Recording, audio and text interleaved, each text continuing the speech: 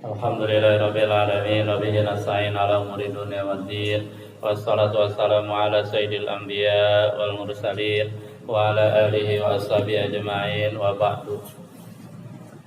Ya Rabbi shrah li sadri wa yassir li amri wa hlul 'uqdatam min lisani yafqahu qawli.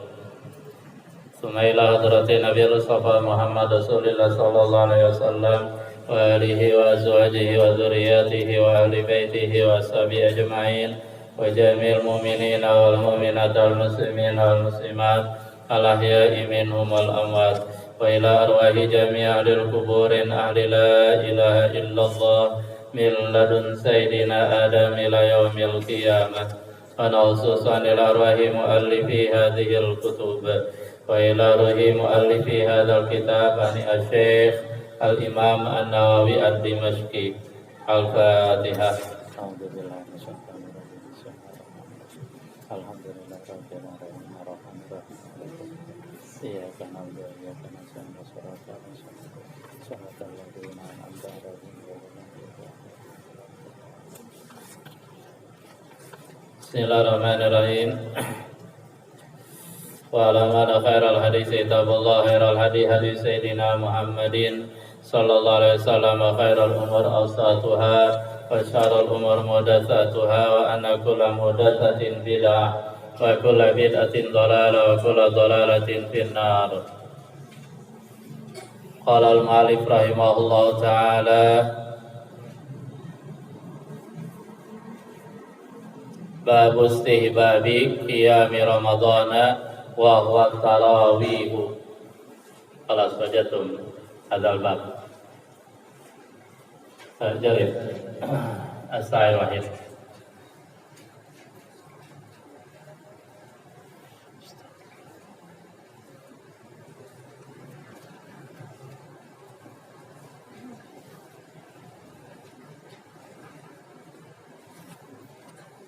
Iftahu as-safakam as-sabi'ah wa khamsin wa thalathimi'ah, halaman 357.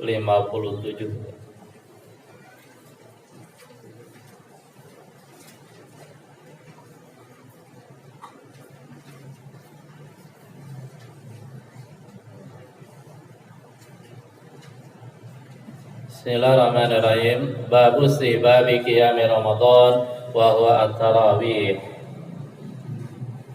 Babu ay hadza babu bayani. Ini adalah bab penjelasan.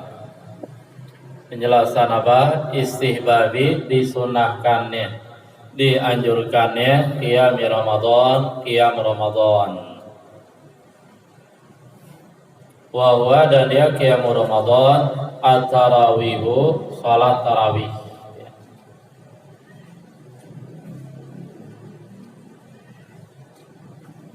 Jadi ada qiyamul lail, ada qiyam Ramadan. Kalau yang Abi pahami ya. Kalau qiyamul lail, salat tahajud itu sesudah tidur. Salat tahajud kan syaratnya dua. Pertama kita udah tidur, kedua kita udah salat isya gitu. Kemudian kita bangun, kita sholat tuh. Nah, itu namanya tahajud. Walaupun katakanlah kita tidur habis sholat isya, kemudian kita bangun jam 11, udah tahajud. Karena syarat tahajud dua, kita udah tidur dan kita udah sholat isya. Nah, itu qiyamul lail, tahajud. Kalau qiyam Ramadan itu syaratnya satu, yaitu kita udah sholat isya. Walaupun kita belum tidur, itu tetap qiyam Ramadan. Qiyam Ramadan adalah sholat tarawih yang dikerjakan habis sholat isya, ya sudah kita langsung sholat tarawih. Sehingga tarawih itu namanya qiyam Ramadan. Itu.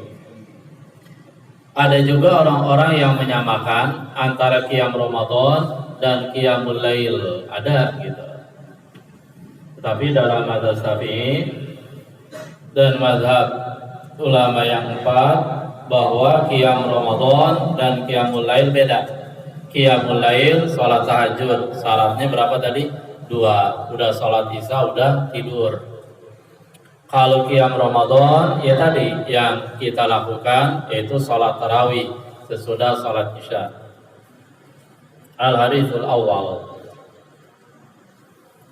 An Abi Hurairah radhiyallahu anhu anna Rasulullah sallallahu alaihi wasallam qala man qama ramadhana imanan wa ihtisaban ghufira lahu ma taqaddama min dhanbi muttafaqun alaih.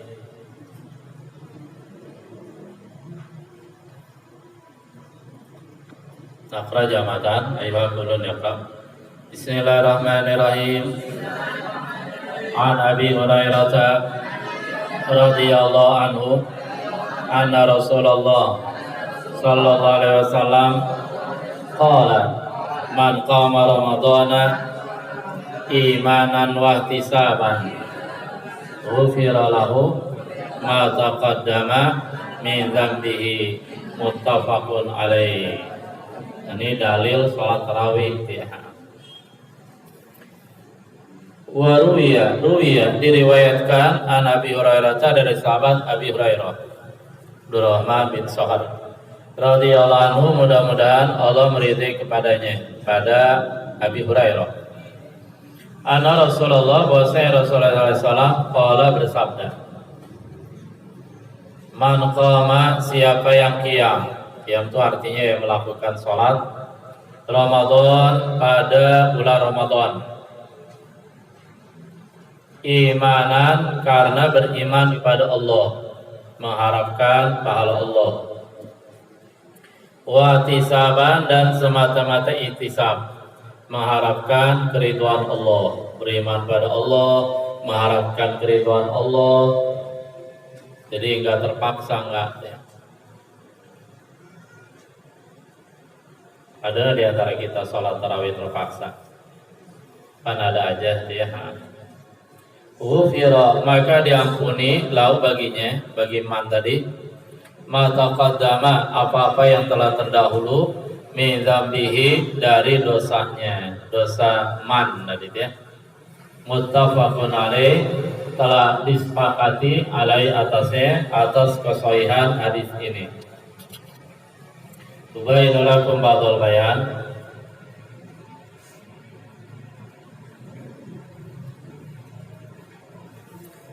Jadi dalam hadis ini Rasulullah SAW bersabda, siapa yang melakukan qiyam Ramadan. Nah, kita mengartikan qiyam Ramadan salat tarawih gitu.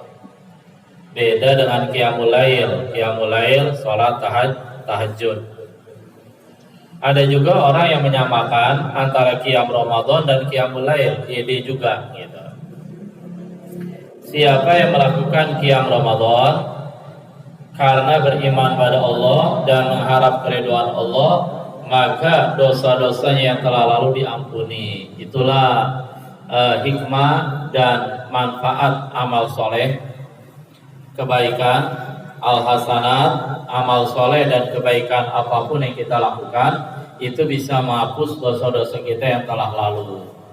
Kan waktu itu kita bilang wudu bisa menghapus dosa antara dua waktu sholat.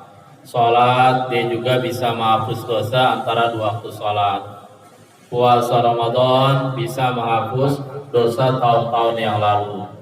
Kemudian qiyam Ramadan, sholat tarawih juga bisa menghapus dosa-dosa tahun yang lalu. Tentu dosa kecil atau dosa besar? Dosa kecil, as-sayyi'at gitu. Nah, kalau ditanya dosanya dosa yang mana yang dihapus? Itu urusan Allah gitu. Urusan Allah dan kholas. Nanti kita yakini ada dosa-dosa kita yang dihapus tahun lalu, dosa-dosa kecil kita tahun lalu dihapus dengan sholat tarawih. Sholat tarawih. Sholat tarawih itu sendiri dari segi bahasa adalah at-tarawih, diambil dari kata rohah. Mana rohah? Rest ya. Area, rest, take rest. Tarawih artinya istirahat. Kenapa? Karena pada ketika itu para sahabat Rasulullah ketika mereka sholat tarawih itu diriwayatkan setiap kali dapat 4 rakaat mereka istirahat dulu. Jadi gak buru-buru. Kenapa kita di sini buru-buru? Iya, salah satunya karena mau mengejar pengajian jam 8:30. Makanya berapa kali yang ditegaskan, ya tolong diusahakan sholat tarawihnya biar tidak terkesan keburu-buru. Selesainya jam 8 lewat seperempat jam istirahat ngaji gitu. Ini main kejar-kejaran, ngebut kayak di jalan tol ya. Jadi setiap 4 rakaat itu mereka istirahat dulu, maka disebut tarawih.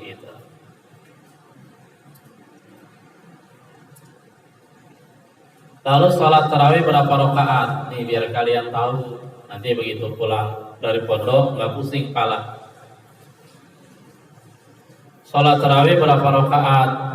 Ada masyarakat yang melaksanakan sholat tarawih 20 rakaat plus witir jadi 23. Ada masyarakat yang melaksanakan sholat tarawih 8 rakaat plus witir jadi berapa? 11. Mana yang benar, mana yang salah? Dua-duanya benar. Nih perbedaannya nih. Kalau santri salafiyah tulen, itu dia tulen, mereka seringkali bersikap bahwa yang 23 yang benar, yang 11 salah gitu. Nah kita mengambil sikap dua-duanya benar, enggak salah. Yang disalahin yang enggak sholat gitu. Kenapa dua-duanya benar? Bahkan anak-anak sekalian, sejarah mencatat bahwa di dunia orang yang melakukan sholat tarawih itu 3 macam. Ada yang melakukan 8 plus witir jadi 11. Ada yang melakukan 20 rakaat plus witir jadi 23. Bahkan zaman dulu penduduk Madinah Rasul, mereka melakukan sholat tarawih gak tanggung 36 rakaat plus witir jadi berapa tuh? Jadi ecok. Jadi 39. Mau yang 36? Buru-buru dia. 20 aja Masya Allah. Astagfirullahaladzim. Kenapa bisa beda begitu? Nih, perhatikan. Mereka yang sholat tarawih 20 adalah landasannya ketika Jamar Umar bin Khattab menjadi khalifah presiden. Itu Umar bin Khattab melihat bahwa pada malam Ramadan orang-orang Islam pada sholat di masjid. Mereka masing-masing bikin jamaah. Ini sekelompok katakanlah 5 orang, ini sekelompok lagi 3 orang, ini sekelompok lagi berapa? 10 orang. Nah, sahabat Umar melihat seperti itu, wah ini gak beres, ini pecah nih hati ini pecah-pecahkan jamaah. Akhirnya kata Umar bin Khattab mengatakan, ayo kita sholat semuanya jamaah gabung dan kita sholat 20 rakaat dipimpin imamnya oleh sahabat Ubay bin Ka'ab gitu. Nah, semenjak itu orang Islam sholat di masjid 20 rakaat tarawih plus witir 3, dan itu secara jamaah terus turun-temurun. Dan para sahabat yang lain, sahabat selain Umar bin Khattab, mereka tidak mengingkari, mereka tidak komplain terhadap keputusan sahabat Umar, enggak, semuanya setuju. Maka itulah yang dijadikan pegangan bagi mereka yang mengatakan sholat tarawih 20 rakaat plus witir 3. Baik tuh. Nah sekarang yang 8. Kalau mereka yang sholat tarawih 8 plus witir 11, itu landasannya adalah hadis Aisyah radhiyallahu anha. Suatu saat ada seorang bertanya kepada Aisyah, wahai Aisyah, bagaimana sholat Rasulullah SAW pada malam hari di bulan Ramadan ataupun selain bulan Ramadan? Kata Aisyah radhiyallahu anha, Rasulullah SAW kalau sholat malam itu tidak lebih dari 11 rakaat. Nah, orang-orang yang menggunakan hadis ini menafsirkan bahwa sholat Rasulullah baik di luar Ramadan atau di dalam Ramadan enggak lebih dari 11. Sehingga mereka mengatakan bahwa sholat tarawih 11, 8 tarawih, witir 3. Dan mereka menyamakan bahwa antara qiyamul lail dan qiyam Ramadan sama gitu. Makanya sholatnya 11 rakaat. Dua-duanya benar. Yang 23 benar, yang 11 benar, karena masing-masing ada landasannya. Kalau itu ya, kalau di pondok kita pakai yang 23 gitu. Iya, kita pakai 23 yang landasannya tadi sahabat Umar. Dan kita membedakan ada qiyam Ramadan yaitu salat tarawih, ada qiyamul lail yaitu salat tahajud. Lalu bagaimana sih zaman Rasulullah ketika Rasul masih hidup itu sholat tarawih berapa rakaat, dan bagaimana apakah Rasulullah SAW melakukan sholat tarawih? Ceritanya begini, ketika itu pada malam Ramadan Rasulullah keluar ke Masjid Nabawi, Rasul sholat, kemudian para sahabat ikut sholat. Ini malam ini ya, malam banyak tuh sahabat ikut sholat. Kemudian malam yang kedua Rasul pergi lagi ke masjid, masuk lagi ke masjid, Rasul sholat. Ternyata para sahabat tambah banyak. Malam yang ketiga, begitu Rasul sholat, ternyata para sahabat ikut kepada sholat Rasul dan banyak. Masjid katakanlah nyaris hampir penuh gitu. Begitu malam keempat, Rasul nggak keluar ke masjid, Rasul nggak sholat di masjid, Rasul sholat di hujrahnya, di kobongnya, di kamarnya. Karena para sahabat nanya, ya Rasulullah, kenapa semalam baginda nggak keluar sholat? Kami udah siap-siap ikut.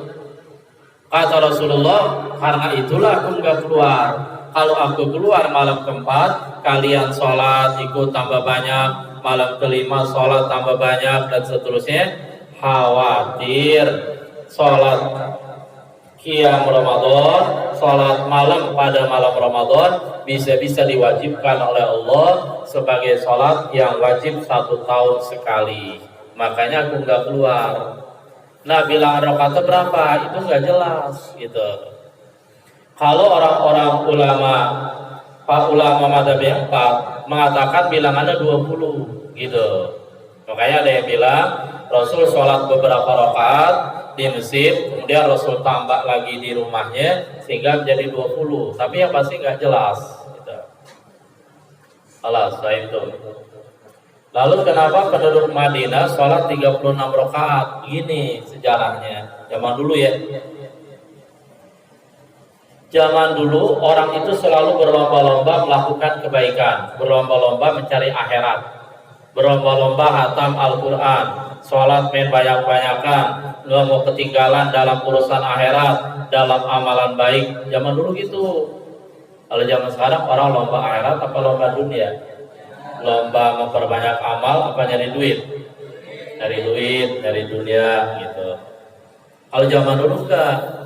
Nah, penduduk Madinah begitu mereka melihat bahwa penduduk Mekah sholat tarawih 20 rakaat. Dan ketika itu penduduk Mekah ketika mereka sholat tarawih 20 rakaat di Masjid Haram, begitu mereka selesai 4 rakaat, mereka tawaf mengelilingi Ka'bah 7 kali. Bayangin, orang dulu tuh nggak ada capek-capeknya sama ibadah. Begitu selesai 4 rakaat, mereka tawaf 7 kali Ka'bah keliling. Selesai tawaf, sholat lagi tarawih 4 rakaat. Selesai 4 rakaat, mereka keliling lagi Ka'bah. Berarti berapa kali tawaf? 4 rakaat tawaf, 4 rakaat tawaf, 4 rakaat. Tentu 2 kali salam ya. 4 rakaat tawaf, 4 rakaat tawaf. Alas. Nah, penduduk Madinah begitu melihat penduduk Mekah, waduh, mereka pahalanya banyak banget ini.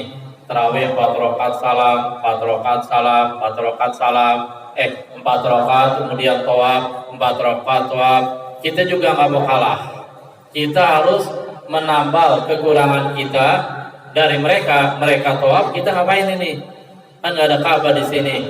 Kita tambah rakaatnya. Ditambah tuh. Yang tadinya 20, alas, yang tadinya 20 ditambah 16 rakaat sebagai ganti tawaf yang mereka tidak bisa lakukan di Madinah sehingga menjadi 36 rakaat. Dahsyat gitu. Masya Allah, dahsyat sekali gitu ya. Jelas, itulah sejarah tarawih seperti itu. Makanya itu sudah jangan saling menyalahkan. Yang 23 silakan kalau memang dia mampu. Yang 11 silakan. Allah masih. Tapi di Mekah di Madinah berapa rakaat? 20 gitu ya. 20 rakaat, 23 mau bitin. Sekarang ya. Wa anhu radhiyallahu anhu qala ana Rasulullah sallallahu alaihi wasallam yuraghibu fi qiyam Ramadan min ghairi ayyamurahum fihi bi azimah. Fa yaqul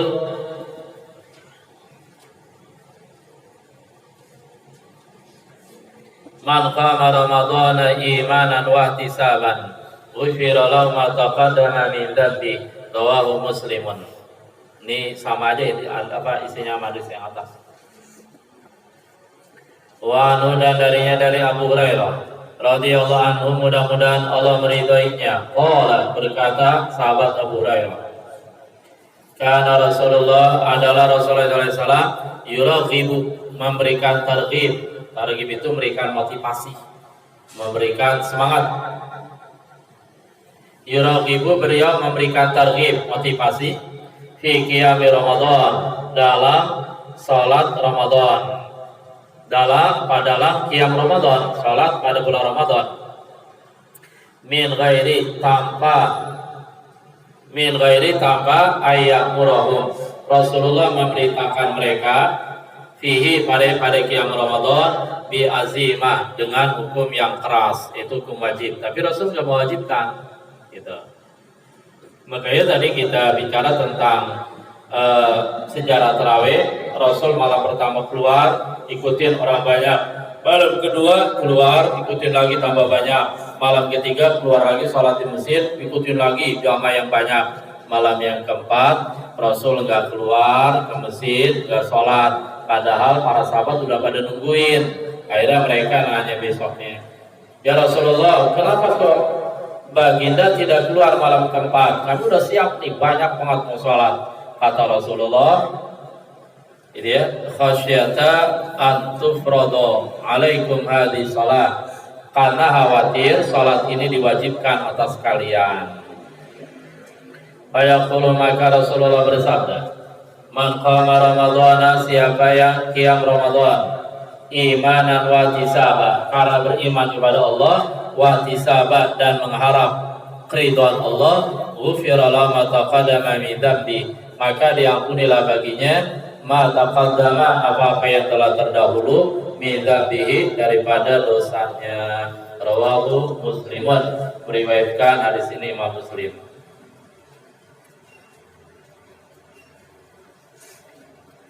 Babu fadli qiyami lailatul qadri wa bayani arja layaliha.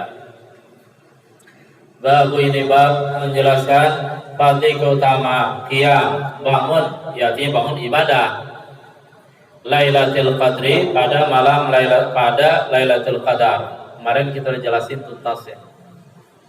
Wa bayani arja layaliha, dan penjelasan arja, paling diharapkannya layaliha, malam-malam Lailatul Qadar.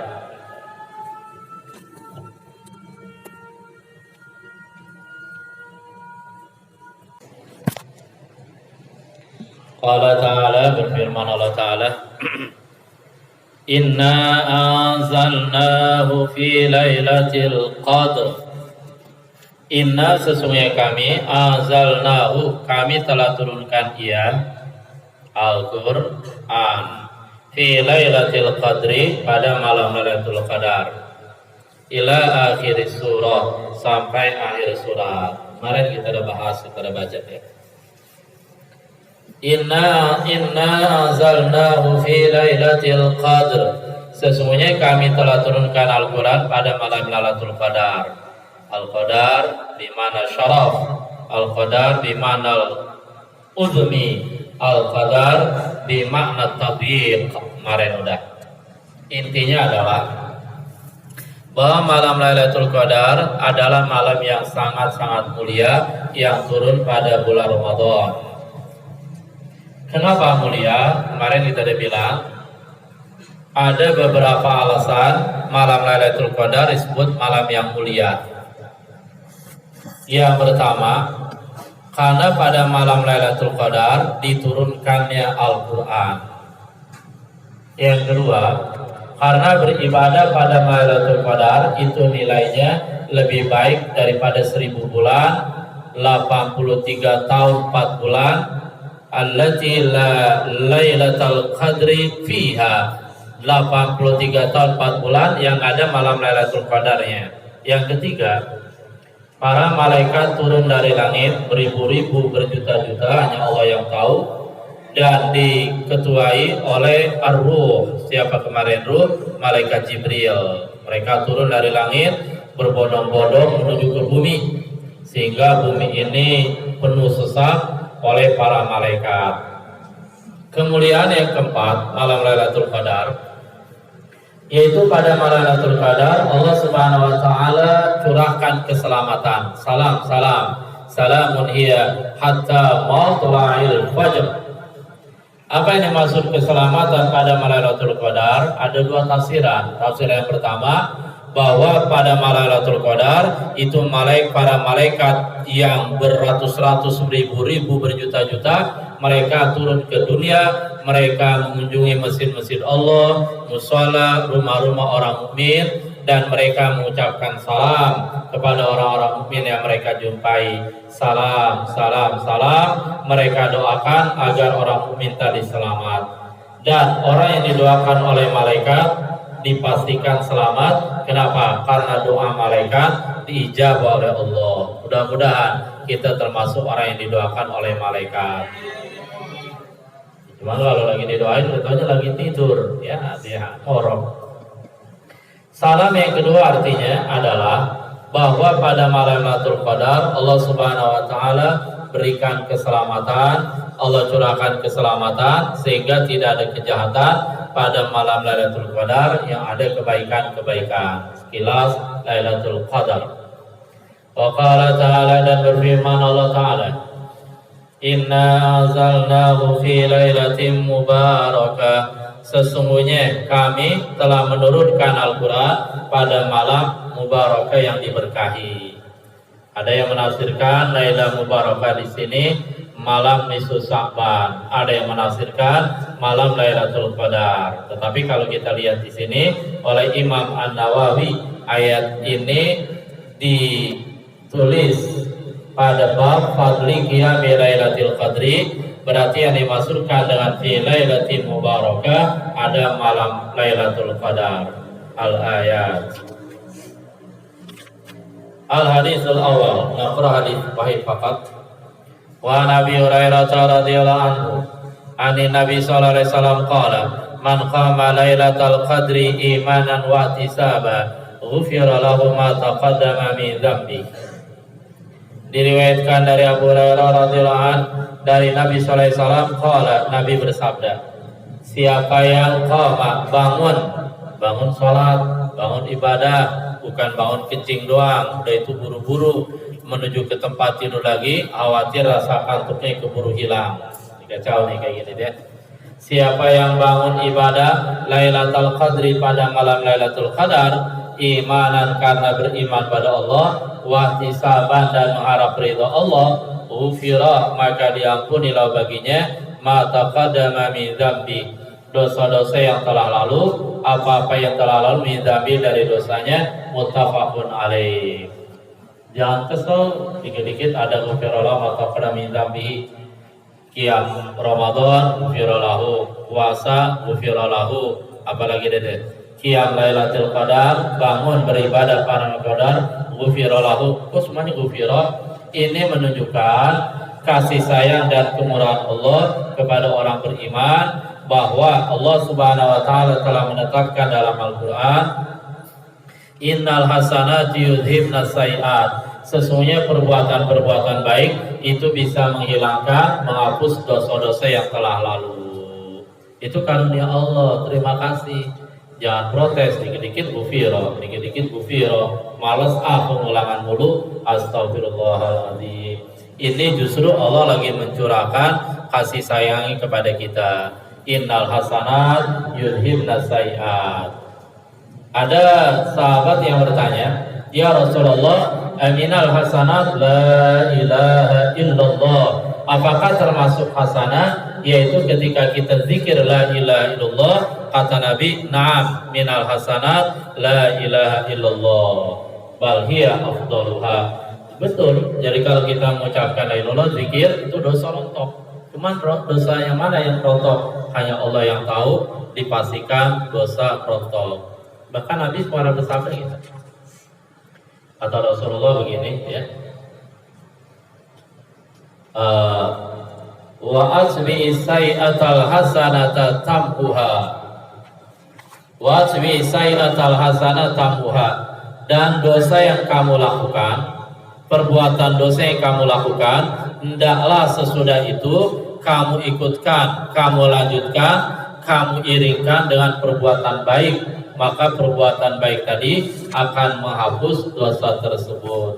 Tamhuha wa khaliqin nas bi khuluqin hasan. Ila huna naktafi naftim qira'atana hadhi bi qira'at kafaratil majlis.